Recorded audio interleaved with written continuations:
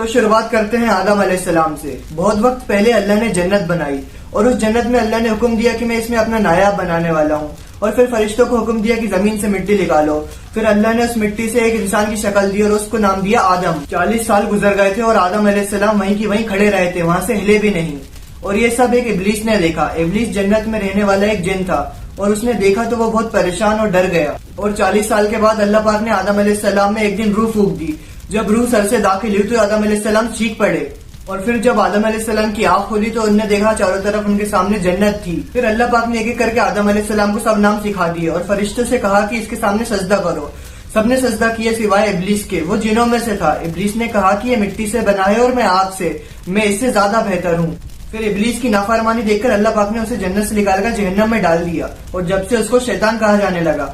شیطان انسانوں سے بہت ناراض تھا کیونکہ انسانوں کی وجہ سے وہ جنت سے نکال کر جہنم میں ڈال دیا گیا تھا، تو شیطان نے قسم کھائی اور اللہ سے مہلت لی قیامت کے دن تک کہ وہ انسانوں کو گمراہ کرے گا۔